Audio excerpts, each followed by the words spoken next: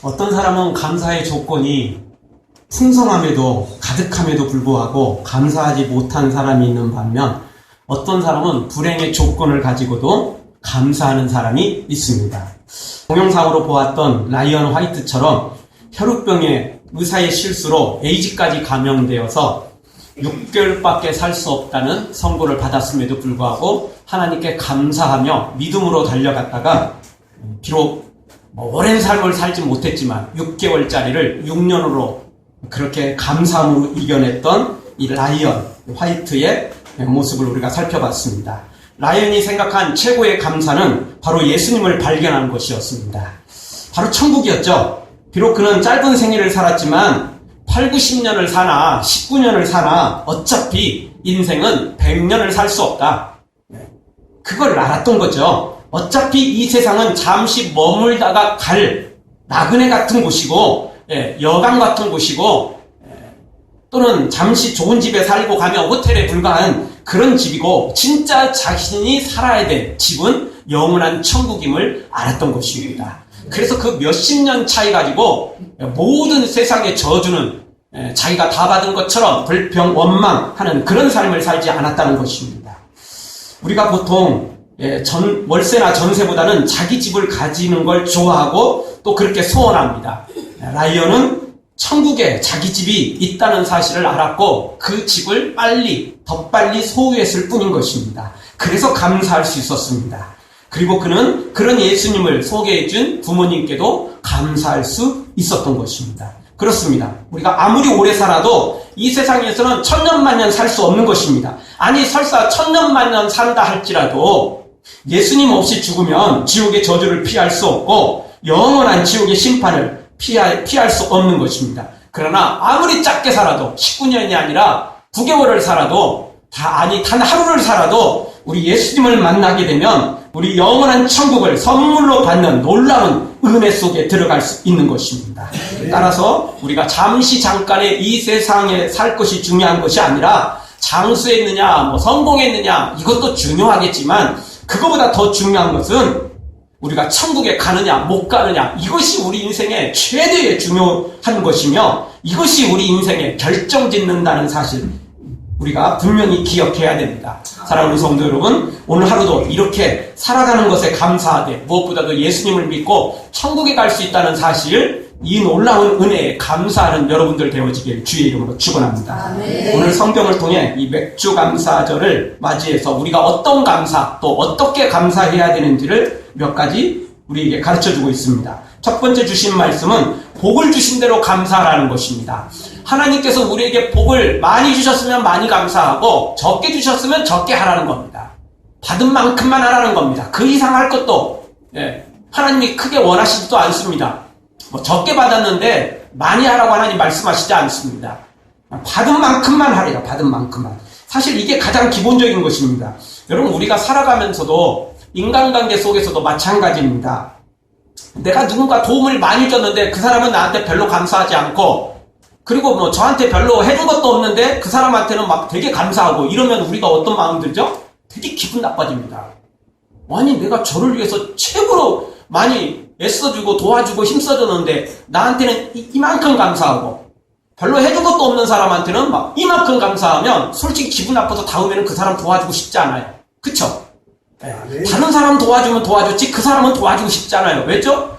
아니 내가 꼭 감사 받고 싶은 건 아니지만 그래도 기왕 감사할 바에야 내가 한 만큼 감사해 주는 게 서로 기분 좋지 않아요? 아니 무슨 돈으로 갚으라는 것도 아니고 아니 무슨 대단한 걸로 갚으라는 것도 아니고 그냥 감사하다는 말만 제대로 해도 되잖아요. 그래 고마워 이렇게 말하는 것과 내가 너 때문에 정말 내가 이번 위기를 잘 겪었다. 너가 나를 도와주는 바람에 내가 정말 이번 일을 잘 지나갔다. 정말 고맙다. 말하고 다르잖아요. 표현도 다르고 말도 다르고 다 다르잖아요. 그래서 받은 만큼 하나님께 감사하는 것이야말로 하나님이 기뻐하시는 겁니다. 우리도 누군가를 도와줬을 때 그만한 감사를 못 받으면 별로 기분 안 좋은 것처럼 하나님도 똑같아요. 하나님은 사랑이 많을 뿐이지만 하나님도 똑같이 우리와 똑같은 인격을 갖고 계세요. 그래서 하나님이 기분 좋으시고 하나님이 기분 나쁘실 수 있는 겁니다. 하나님은 아무 감정도 없다고 생각하는 것이 문제입니다. 우리도 인격적인 존재이지만 하나님은 더 인격적인 존재입니다. 그래서 계산이 더 확실하십니다. 다만 하나님의 계산은 우리 계산하고 조금 달라서 사랑으로 계산을 많이 해주시죠. 아무리 사랑으로 계산을 해도 잘못된 건 잘못된 거죠. 받은 복은 많은데 감사는 짜게 하고, 복은 많이 달라고 하고 또 복을 받아놓고도 하나님 앞에 감사하는 건 쥐꼬리만큼 감사한다면 하나님이 좋아하시겠습니까? 하나님이 절대 좋아하시지 않는다는 것입니다. 다른 사람과 비교도 할 수 있겠지만 하나님의 비교는 다른 사람과 비교보다는 바로 우리 자신과의 비교입니다. 사탄은 우리한테 해준 게 없어요. 사탄은 우리에게 해준 게 있다면 우리에게 죽음을 주었습니다. 우리에게 지옥을 주었습니다. 우리에게 저주를 주었죠. 그런데 우리가 하는 것은 사탄을 더 좋아하고 더 따라갑니다. 그래서 사탄이 좋아하는 미신, 우상숭배, 쾌락, 사탄이 좋아하는 세상에 썩어질 것을 위해서 인생을 투자해버리는 경우가 너무 많습니다. 그럼에도 불구하고 정작 복을 주신 하나님께는 제대로 감사하지 않는다는 거죠. 제대로 하나님을 제대로 섬기지도 않고 감사하지도 않는다는 것입니다.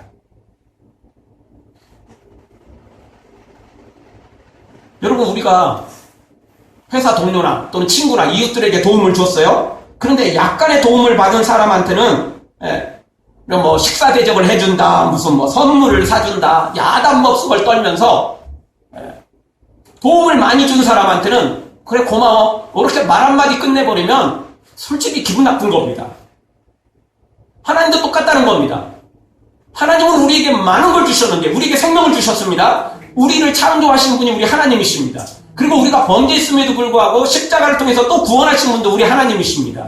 하나님은 생명을 2번씩이나 주셨습니다. 그런데 사탄이 한 것은 뭐죠? 끊임없이 우리를 죽이는 겁니다.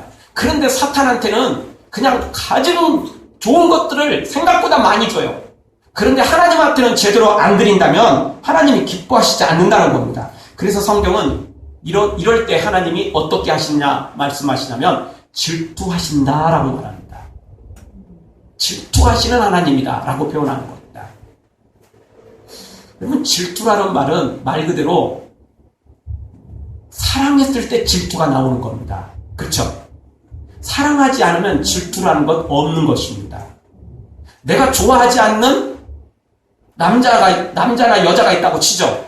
1000사람이 10,000사람이 그 사람을 좋아한들 뭐 별로 나한테 상관없어요. 나도 저렇게 인기 있으면 좋겠다, 그런 마음 혹시 들지 모르지만, 저거 조금 인기 받는다고 뭐 기고만장하네, 눈꼴셔서 못 보겠다, 뭐 이런 마음은 혹시 들지 모르겠지만, 그런 마음은 뭐 누구든지 있겠죠. 그러나 내가 그 사람 좋아하지 않는데 뭐 많이 좋아한들 무슨 소용이 있겠어요. 뭐 별로 신경 안 써요.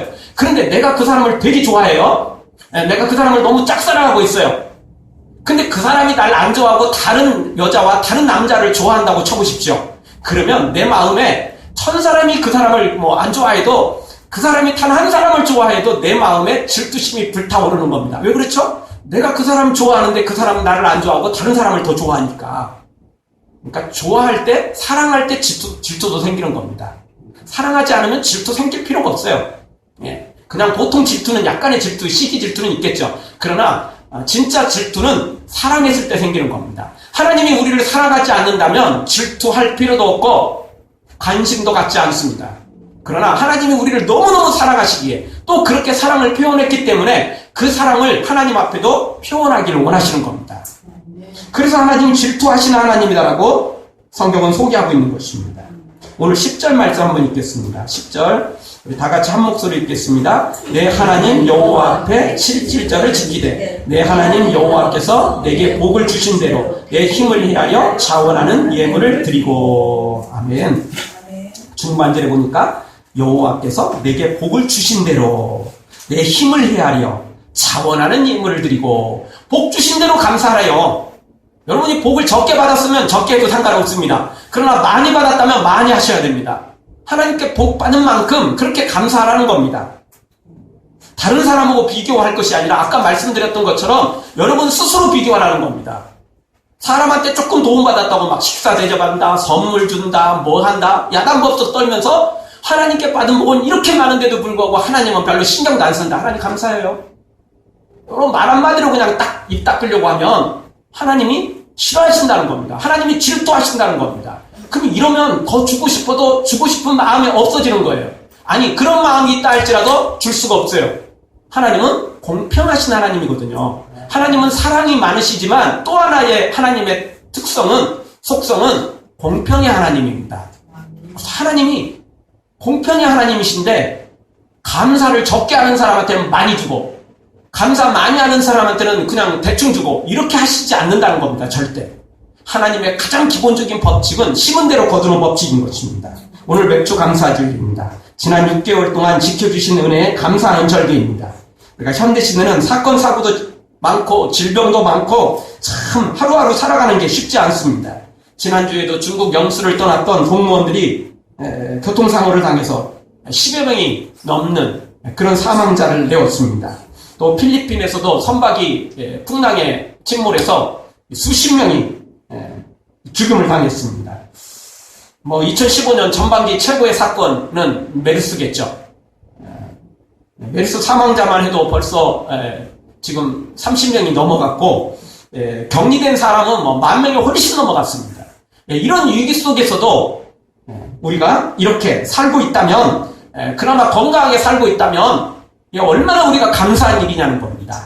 우리는 사실 알고 보면 하루하루 살아가는 것 자체가 기적이고 하루하루 살아가는 것 자체가 우리에게 큰 행복이라는 사실을 알아야 됩니다. 이렇게 인도하신 하나님께 우리가 감사할 줄 알아야만 되는 것입니다. 오늘 하루도 우리가 아침에 눈을 뜰 수 있고 또 이렇게 해를 볼 수 있고 또 이렇게 나와서 하나님께 예배할 수 있다는 이것만으로도 우리는 하나님께 감사할 줄 알아야 되는 것입니다. 무슨 대단한 기적이 일어나야 되고 무슨 로또가 당첨돼야 되고 우리 집 앞에 갑자기 금덩어리가 툭툭 떨어져야만 감사할 게 아니고 그냥 하루하루 살아간다는 그 자체 이것만으로도 우리는 감사할 줄 알아야만 되는 것입니다.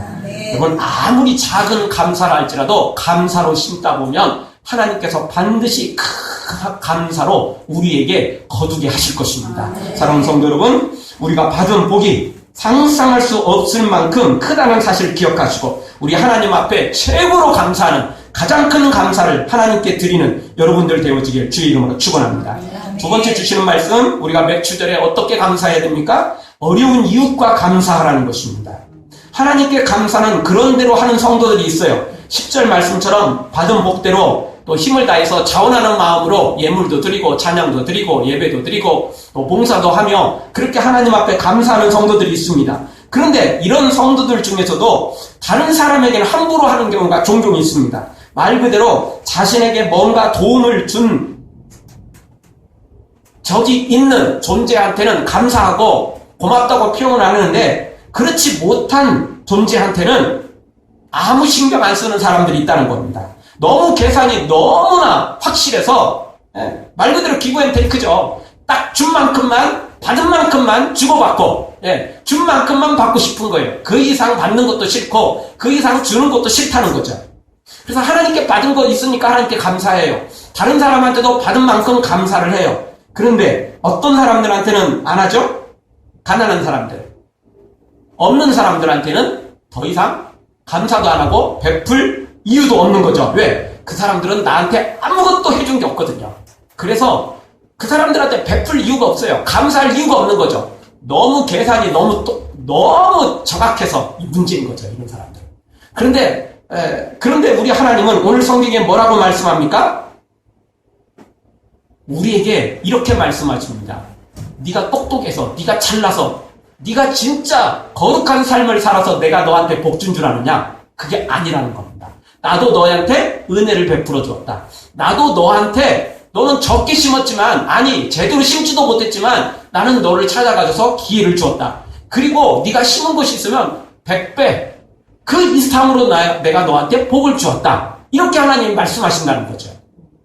오늘 11절 한번 읽겠습니다. 11절 우리 한 목소리로 다 같이 읽겠습니다. 너와 내 자녀와 노비와 내 성중에 거하는 내 유인과 및 너희 중에 있는 객과 고아와 가부가 함께 내 하나님 여호와께서 이름을 두시려고 택하신 곳에서 내 하나님 여호와 앞에서 즐거워할지니라. 아멘. 혼자 기뻐하라는 겁니까? 가족들만 기뻐하라는 겁니까? 그게 아닙니다. 논밭이 없고 또 자신의 직업을 갖지 않고 성전에서 봉사하는 레위인과 함께 기뻐하고 또 누굽니까? 객, 고아, 가부, 제일 불쌍하고 가난한 사람들과 함께 즐거워라는 겁니다. 그런데 이 말이 뭐죠? 야, 오늘 맥주들이야. 너무 감사한 일이지? 나 하나님께 복 많이 받았다. 야, 니네들도 와서 감사하자. 찬양하자. 야, 너 즐거워해. 빨리 즐거워해. 이렇게 말하는 겁니까? 아니에요. 그 사람들은 과부고 고하고 객이고 가난하는데 어떻게 감사할 수 있겠어요? 감사는 하지만 얼마나 많은 걸 감사할 수 있겠어요? 하기가 어렵잖아요. 여러분, 감사를 해도요, 축제가 될 때 먹을 것이 있고 마실 것이 있고 풍성할 때 감사가 더 커지는 거죠. 당장 먹을 게 없는데, 마실 게 없는데 어떻게 감사가 풍성이 나오겠어요? 어렵죠. 그래서 이들은 가난한 사람들이라 그 감사가 어려워요. 그래서 어떻게 하라는 겁니까? 함께 감사라 이 말은 사람들 데려다가 그냥 야 즐거워해 감사해 이렇게 말하는 게 아니라 내 것을 나누라는 거죠. 내 것을 나누어 주라는 겁니다. 그래서 우리 다 같이 감사하자. 그러면 그 사람들이 얼마나 감사하겠어요. 이 맥주절 맞이해서 자신들은 그렇게 풍성할 게 없었는데 조금 하나님께 복 많이 받은 사람이 그걸 함께 나누어 주니까 얼마나 더 감사가 되겠냐고요. 이렇게 감사하라는 것이 오늘 성경에 주신 말씀인 것입니다. 하나님은 나 혼자 잘 먹고 잘 살라고 나한테 주신 것이 아니라는 것입니다. 이웃과 나누는데 특별히 가난한 사람들, 없는 사람들, 그런 사람과 함께 나누라는 것입니다. 그럴 때 하나님께서 더 큰 감사로 채워주신다는 것입니다. 사랑하는 성도 여러분, 나 혼자 잘 먹고 잘 살라고 주신 것이 아님을 기억하고 이웃과 특별히 가난한 사람들과 함께 나누는, 즐거워하는, 베푸는 여러분들 되어지길 주의 이름으로 축원합니다. 마지막 세 번째로 우리가 어떤 맥주절을 지켜야 됩니까? 종되었던 때를 기억하고 감사하라는 것입니다. 종되었던 때, 여러분 기준이 참 중요합니다. 우리가 살아가는데 어떻게 기준을 잡느냐가 매우 중요한 것입니다. 여러분 월세부터 시작을 하는 경우가 많죠. 월세 살다가 전세만 살아도 내 집 같은 느낌이 들죠. 그러다가 내 집 마련하면 어떻게 되죠? 그냥 방바닥에 거실이나 안방에 딱 들어 누워가지고 그냥 그 엄청난 기분을 만끽하는 거죠. 세상이 다 내 것 같지 않아요? 안 먹어도 배부른 느낌. 그런 느낌입니다. 그런데 그 느낌이 얼마나 가죠? 한 달 갑니까? 1년 갑니까? 며칠밖에 안 갑니다. 며칠 지나고 나면 마음이 바뀝니다. 뭘로 바뀌죠? 우리 집보다 더 좋은 집을 가지고 있는 사람이 보이는 거예요. 우리 집보다 더 넓은 평수가 보이는 거예요. 그러니까 월세 살다가 전세 살고 전세 살다가 내 집을 마련하면 모든 걸 소유한 것처럼 안 먹어도 배부르고 그냥 집안에서 뒹굴면서 그냥 좋아하는데 며칠만 지나고 나면 옆집에 보니까 우리 평수가 더 커더라는 거예요. 옆집을 보니까 우리 집보다 가구도 좋고 가전제품도 좋더라는 거죠. 마음 바뀌어요. 감사는 어디 사라지고 우리 집은 그냥 살 바에야 더 큰 집으로 샀어야 되는데 더 좋은 집으로 샀어야 하는데 얘도 안 좋고 이것도 안 좋고 저것도 안 좋고 이렇게 불평이 생기더라는 겁니다. 우리 사람 마음이 이렇게 강교하고 이렇게 쉽게 잊어버리고 모든 걸 다 가진 것처럼 감사하다가도 며칠만 지나고 나면 그 감사거리는 없어져 버리고 또 엉뚱한 마음을 갖게 되는 게 우리라는 것입니다. 그래서 기준이 어디 있느냐에 따라 다른 것입니다. 기준을 계속 높이는 사람은 기준을 계속 자신보다 높게 기준을 설정하는 사람은 감사하다가도 불평해버리고 원망해버리는 것입니다. 그러나 전세 살 때 기준을 놓고 사는 사람은 계속 감사할 수 있어요. 전세 살 때 비하면 이거 전세 사는 것도 대단했는데 내 집 마련했으니 나는 진짜 대단하다. 서울에 땅 한 평을 못 갖고 있는 사람들도 많은데 나는 이 정도 됐으면 이것도 진짜 감사하다. 물론 나보다 더 좋은 집, 나보다 더 좋은 평수, 나보다 더 잘 사는 사람 수없이 많지만 그래도 이 정도 내가 복 받고 살았으면 너무너무 감사하다. 이렇게 기준을 밑에다 두는 사람은 날마다 감사할 수 있는 겁니다. 여러분 감사한다고 또 그 이상은 꿈꾸지 않느냐? 그건 아니에요. 감사하지만 그 이상을 꿈꿀 수 있어요. 이제는 나를 위해 살았는데 나도 이제는 좀 베풀면서 살자. 이제는 좀 저축을 하고 좀 없는 사람 베풀면서 살자. 이런 마음을 가질 수 있는 거 아닙니까? 그래서 더 큰 꿈을 꾸면서 충분히 살아갈 수 있는 것입니다. 그러나 기준이 높은 사람들은 아무리 부자가 돼도, 아무리 큰 집을 소유해도, 아무리 큰 회사를 가져도 감사할 수 없는 겁니다. 왜? 자기보다는 분명히 누군가는 부자고, 누군가는 분명히 자기보다 더 좋은 집을 가지고 있고, 누군가는 자기보다 더 좋은 환경을 갖고 있기 때문에 그렇습니다. 그럼 1등 됐다고 또 감사할까요? 아니에요. 1등 된 사람은 세상에 있는 모든 돈을 다 자기가 소유하고 싶은 생각이 드는 겁니다. 이런 사람은 끝이 없어요. 여러분, 사람의 욕심이라는 건 끝이 없습니다. 한이 없습니다.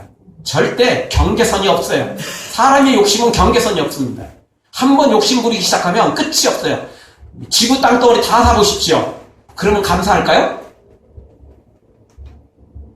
화성으로 가려고 할 거래요. 태양계까지 소유하려고 할 거래요.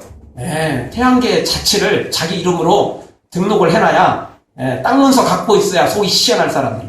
그러면 태양계 다 가지면 또 만족할까요? 아니에요. 우주 전체를 자기 이름으로 등록해놔야 될 거래요.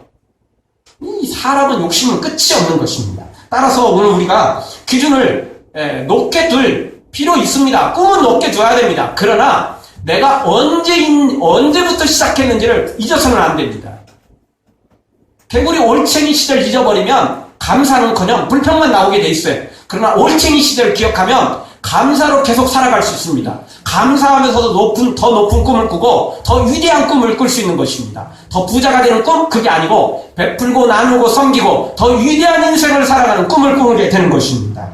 그것이 하나님이 원하시는 것이라는 겁니다. 그래서 오늘 성경의 12절을 보십시오. 12절 한 목소리 한번 읽겠습니다. 너는 애굽에서 종되었던 것을 기억하고 이 규례를 지켜 행할지니라. 아멘. 여러분, 살다 보면 좋은 추수, 풍성한 추수를 거둘 때도 있지만 나쁜 흉년이 들 때가 있습니다. 안 좋은 걸 거두고 풍성히 거두지도 못할 때가 있습니다. 그러면 이럴 때는 그냥 불평해야 될까요? 야, 올해는 감사할 것도 없다, 야, 이래야 될까요? 그렇지 않습니다. 하나님이 뭐라고 말씀하시냐면 너희들이 애굽 땅에서 종되었던 때를 기억해라. 죽을 똥 말똥 열심히 일해도 다 빼앗겨버린 때, 먹을 것도 제대로 없던 때, 땅 한 평 소유할 수 없던 때, 애굽 사람들이 언제든지 처자식을 요구하면 줘야 되고 집안에 쌓아놓은 물건조차도 어렵게 쌓아놓은 것조차도 조금 쌓아놓은 것조차도 달라고 그러면 뺏어가면 아무 힘도 없이 빼앗겨던 그때를 기억해라. 그러면 여기 가나안 땅에 지금 하나님이 주신 이 좋은 곳에서 살고 있으니 얼마나 감사한 일이라는 겁니다. 그때를 기준으로 삼고 감사하라는 것입니다. 여러분, 우리는 사람은 누구나 다 빈손으로 왔다 빈손으로 떠나게 되어 있습니다. 우리는 빈손으로 왔습니다. 그러면 지금 내가 빈손이 아니라면 우리는 무조건 다 감사할 수 있는 것입니다. 어제보다 그제보다 조금 적어졌다고 불평한다면 우리는 다른 삶을, 거룩한 삶을 살 수가 없는 것입니다. 사람이 왔다 갔다 할 수 있죠. 올라갈 때 있으면 내려올 때도 있죠. 이런 날 저런 날 있지 않겠습니까? 기준을 제일 좋았던 때로 기준을 삼지 말고 내가 빈손으로 왔던 때를 기억하십시오. 그리고 우리가 예수님을 만나지 못한 때를 기억하십시오. 우리가 예수님을 만나지 못했을 때는 우리는 영원한 지옥을 향하여, 나는 잘 살고 있다고 표현할지 모르지만 우리는 지옥을 향하여 달려가던 사람이었습니다. 그런데 우리가 예수님을 만나 영원한 천국을 향하여 달려가는 새로운 길이 우리 앞에 열릴 것입니다. 그러니 우리가 얼마나 감사하냐는 것입니다. 우리는 감사할 것밖에 없는 것이 우리라는 사실을 분명히 우리가 기억해야만 되는 것입니다. 그래서 성경은 우리에게 이렇게 말합니다. 첫사랑을 회복해라. 처음 주님이 우리에게 복 주신 그날을 생각하라는 겁니다.